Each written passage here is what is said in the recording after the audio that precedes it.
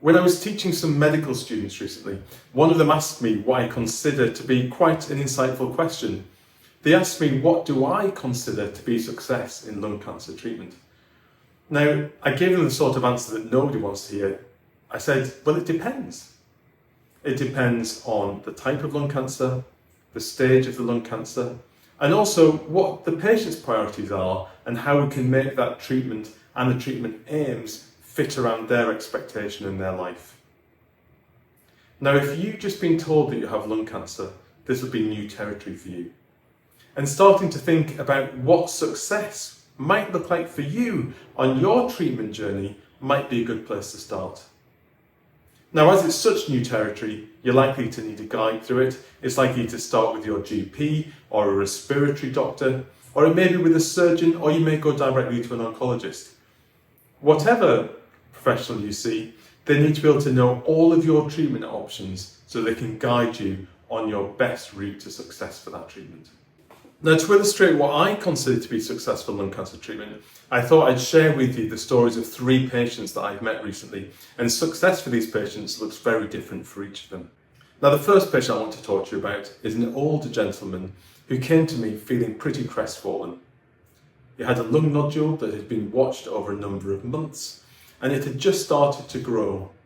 He'd had a biopsy which confirmed that it was a lung adenocarcinoma, and this is what his CT scan looked like when he came to see me. Now you'll see that in the right lower lobe of the lung there's a very small nodule. He'd done quite extensive research before he came to see me, and he thought that the only curative treatment option he had was to have it removed. So he was really upset that when he went to see a thoracic surgeon, they told him that because of some smoking related lung disease and heart disease, unfortunately an operation was just too high risk for him. He may not survive the operation. This was obviously devastating to him. And when he came to see me, he thought the only options that I would have for him were symptom management and even palliative care. I was therefore able to share my expertise in stereotactic radiotherapy with him. Now, stereotactic radiotherapy is using very high doses of radiation in a very precise manner to eradicate lung cancer. With stereotactic radiotherapy, the chance of me eradicating this cancer and it not coming back in the place that it started is in the order of 90%. That means that 9 out of 10 people that I treat with stereotactic radiotherapy never run into a problem with that cancer in that location of the lung ever again. Now, stereotactic radiotherapy is given as an outpatient. You come into hospital every day, and for him that meant coming into the hospital for about half an hour, 45 minutes for 5 visits, and I'd give the treatment on an alternate day, so it was over a week and a half, and during that time he was able to live his life pretty much as normal. The only side effect that he experienced was of tiredness, and he found that by just modifying what he expected to do in that day a little, he was still able to get through all the tasks that he wanted to get through. Here's what his CT scan looked like a year later. Now, at first glance you may think, oh, well, that looks worse, but actually what's happened is I've caused a scar in the lung where the tumour was. And our job together over the next 5 years is to do a scan a couple of times a year just to make sure that the cancer isn't causing any mischief and that he remains cancer-free. So success for this patient meant that he received a curative treatment without needing to take the high risks for him in having an operation. It also means that he had a curative treatment with minimal side effects, and a year on, he's still not troubled with any side effects. So if you've been told that you're not well enough to have an operation for your early stage lung cancer, please do make sure that your doctor talks to you about your radiotherapy options, as radiotherapy, particularly stereotactic radiotherapy, has a very high likelihood of eradicating your cancer.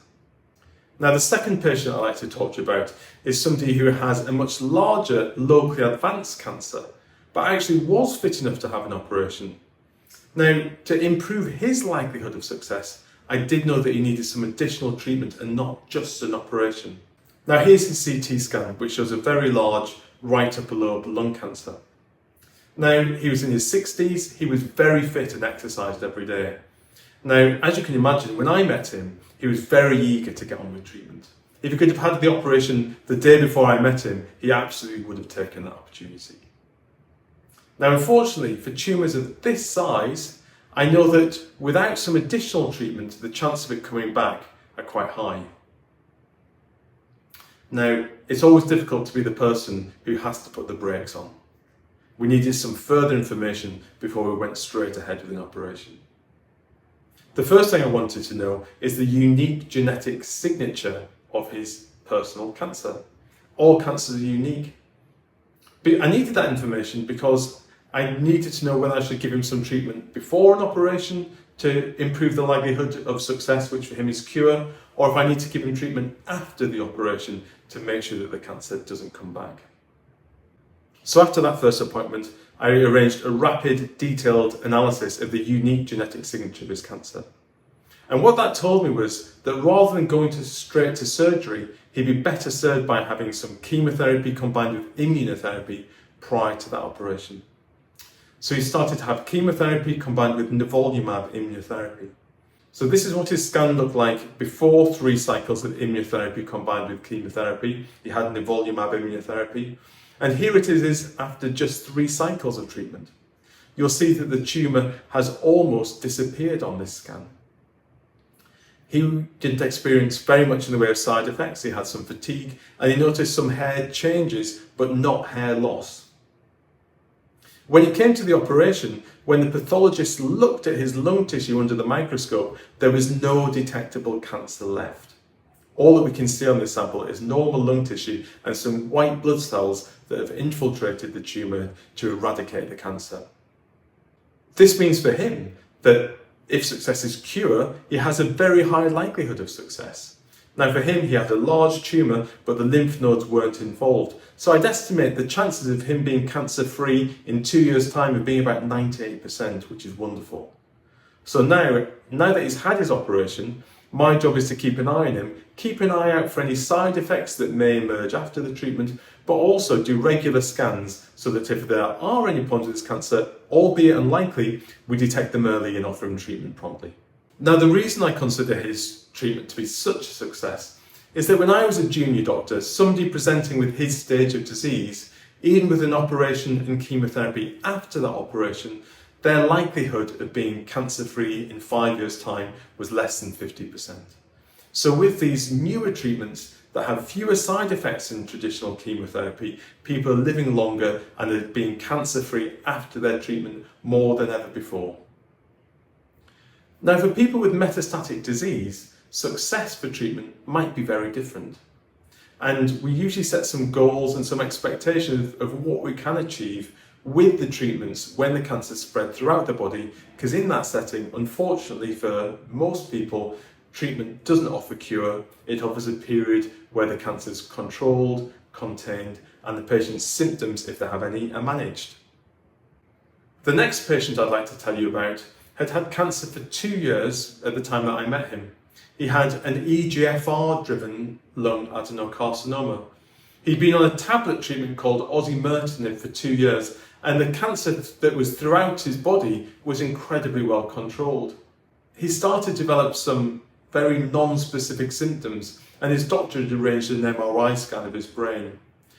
Unfortunately, while the cancer was controlled throughout his body, it revealed that he did have a number of very small lung metastases that were scattered throughout the brain.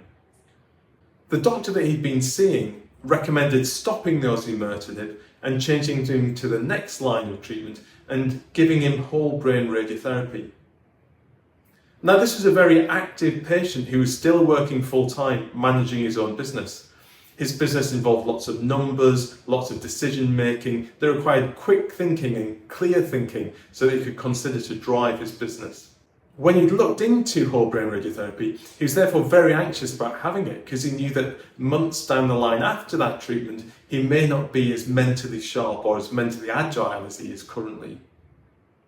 When he came to see me, we talked about taking a different approach.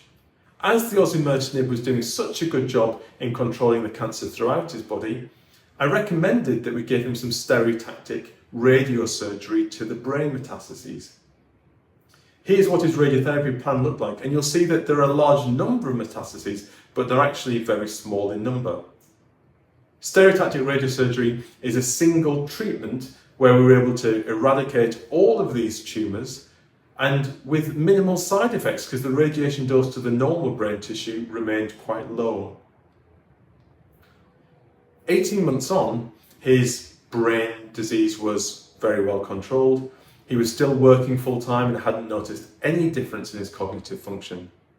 He remained on the osimertinib for just another 18 months after that treatment. So to get another 18 months on first-line treatment was wonderful news for him.